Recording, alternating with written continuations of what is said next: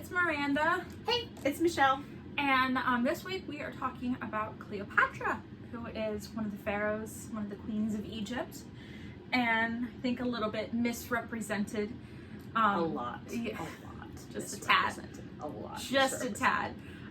Throughout history. And so we kind of want to talk about her and how she was kind of, like I said, misrepresented and kind of demonized almost. Yeah. Yeah. Not almost. Yeah. I have very strong feelings about this. Yeah. Not almost. Not almost. But. Yeah, she was very much demonized. So why don't you start? Cleopatra, what do you think about her? I feel as though if she were a man, we would have a totally different image of her.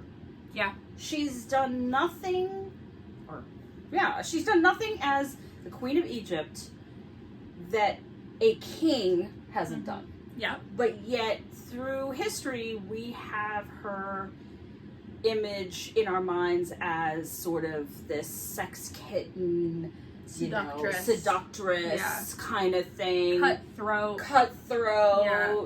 Always, scheming and all that, where nothing could be further than the truth. She's looking out for herself, for her country, for her family. Yep. And this is, for me, Cleopatra is one of those topics where if you want to see how actions are labeled throughout history, same action, but with the difference between a man and a woman, she's one of those. Most definitely. Yeah. Because she's highly intelligent. She spoke multiple languages. She lived during the time of the Library of Alexandria, and she was frequently seen there, and she studied all the time. Yep. She was incredibly, incredibly intelligent, and more so than most normal people are. I mean, or let's just say it, or any of her predecessors. Yeah. Right? With the exception of maybe a few. She was incredibly, incredibly smart and a really good strategist, and like you were saying, like the same exact circumstances. If she was a man, everyone would be like, "Wow, he was great. Whoa, great leader." And then, but it's Cleopatra, and everyone has this vision of like Elizabeth Taylor. They have Elizabeth Taylor in their mind, that right? Like seductively, I'm gonna sleep with everyone with a pulse and roll from there. And men for centuries have been sleeping with people and sleeping with so and so to get power and to move, right? And or all even of that. Arranged marriages, right? Men have been involved in arranged marriages. Think about the kings of Europe, right? Yeah. Russia, Great Britain, France. I mean, you name any of the centuries-old thrones where they would marry off people in order to consolidate power. That's just seen as taking care of your country and duty and all of that. But boy, Cleopatra does it. Yeah.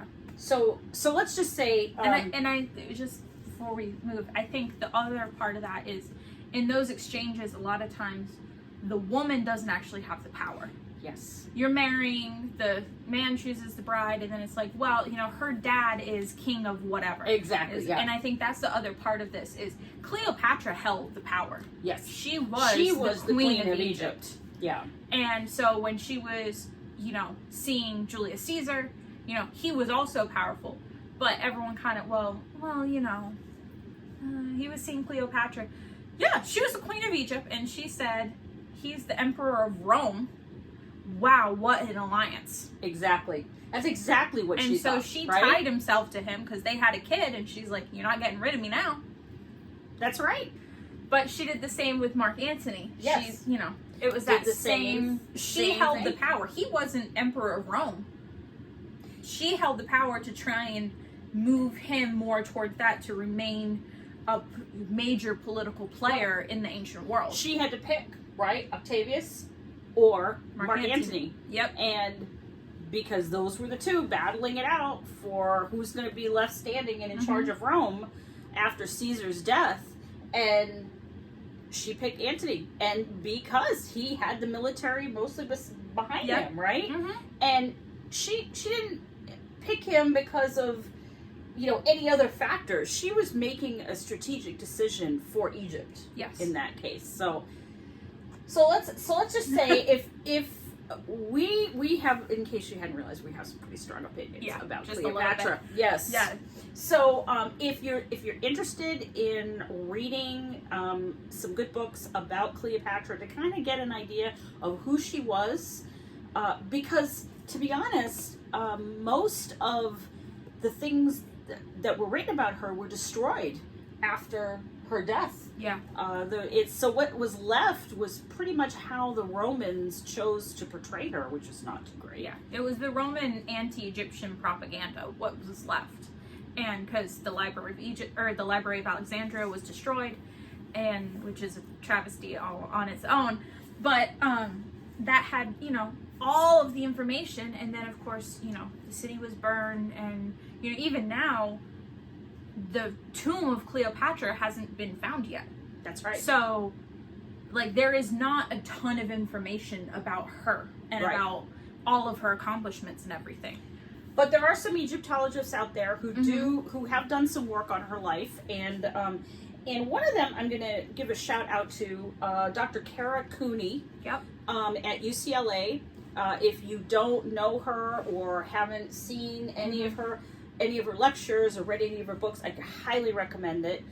She's out on Facebook and social media, and we'll tag her in this video, so you can follow her. Awesome lady. And this is one of her books I really like, When Women Ruled the World, talking about different queens of Egypt. And I want to read you a couple of just passages out of this book, because I thought it really sort of summed up what we're talking about here. So in chapter 6, on her chapter on Cleopatra, she says, Cleopatra is the only woman in these pages to have expanded her dynasty using her own procreative abilities, placing herself at the center of the wheel of power as the producer of future kings. She used those men to maintain and strengthen her superior position as Queen of Egypt. Very true.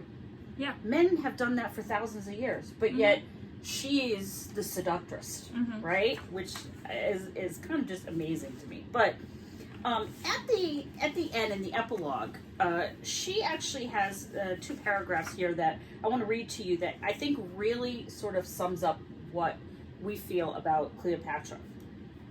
So Dr. Cooney says, I often end public lectures with a meme that my friend posted on Facebook. It's a series of emojis. The top part is titled A Man's Day and shows a bunch of blandly pleased faces, none too happy, none too sad. The bottom part, called A Woman's Day, features face after face dramatically different from one another. One ecstatically happy, the next brutally angry, the next weeping, and so on. This right here in visual form is the reason we keep women from power. We think of them as emotionally incapable of ruling over us, their highs too high, their lows too low. And yet the ancient Egyptians never accused women of being too emotional to rule. They knew the truth. It is men who all too easily allowed their thin-skinned sensibility and lust for power and domination over their enemies to lead them to maim, murder, and rape. Not only have studies proven that these men are expected to be less emotional, they actually are. Men don't suffer as many mood swings as women in a given day. But then again, which gender commits the most violence and murder in human society? And she makes a really good point in this last sentence here. The answer is obvious and demands that we turn our perception of female emotionality on its head. Emotional roller coastering is what allows females to feel such acts before committing them. Basically, they don't let this all like boil up inside them and then like explode. They double think, they triple think things, they go talk to people, they let their emotions sort of run their course, and then they act. And I just thought, I read that in her book and I thought, wow, that's a really powerful statement. Yeah. Especially when you think about Cleopatra and the reality, the learned, like intelligent, Yeah. really, exceptional woman who was really thinking about Egypt and its future and trying to position Egypt to be around for many more centuries. Yeah. And then now, our version of history paints her as just like, sleeping her way to the top and just backstabbing people whenever she can, and that's just not true. No, no, it isn't. No, and it's such a shame because she, again, we don't claim to be experts on Cleopatra or on Dr. Kara Cooney. Yes, but here's one of her other books that you might want to get. The Good Kings. Yeah, that's another good one. Mm-hmm. But she, for as little as we know about her, and especially as much as we know that is biased, right? Stuff that came from the Romans that obviously very much did not like her, right? So Cleopatra was not the most popular person in ancient Rome, right? But even through all of that, when you really kind of dissect it down, it kind of shows how powerful she was, that the ancient Romans were so scared of her that they had to kind of boil her down to that. Because if they really didn't care about her, they wouldn't have spent so much time and energy painting this image of her that's lasted for thousands of years. Exactly. And I think that just shows how powerful she really was, and how much of a, I don't want to say threat, but at how much of a intimidating person she was. Yeah. And I think that really just a shame that so much of her story has been lost. That so much of her story has been lost, and that we have such a negative vision of her in history now, right? Yes. That you look up Cleopatra in any Google search, and you're going to get a picture of this seductress. Yep. When most archaeologists will say that is not her, that's not her image. That is not what she was when she was alive. Yeah.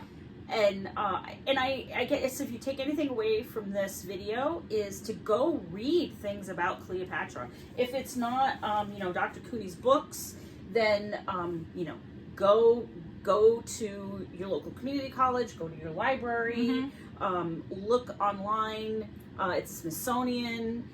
Check out some sources. We'll try to link some in this video, but check out some sources and really read about Cleopatra. I think you'll be surprised that it's very different than the Elizabeth Taylor, Richard Burton movie. And the other thing to take away from Cleopatra's story is, and I think you can apply it to any leadership situation, is to not just take information at face value.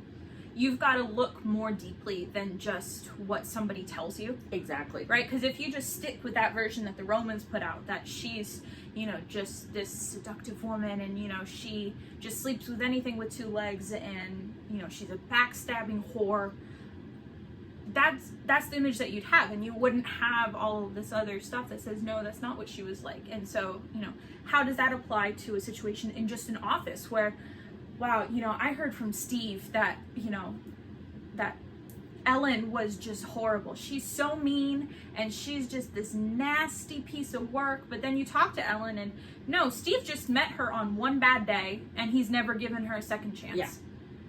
And you meet her, and she's like, yeah, I don't really know where he got that from. And you're like, oh, wow.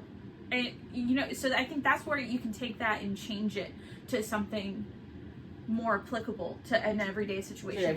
You should really look deeper into a situation rather than just take it at face value. Yes, absolutely. All right. So that's our take on Cleopatra. Our take on Cleopatra. Definitely read up on her. Get a good history of her. She's a fascinating figure, and please leave us some comments. Tell us what you think. And give us some suggestions if you want to see another video. And that's it for this week. Yeah. So we'll see you next time. All right. Okay. Bye. Bye.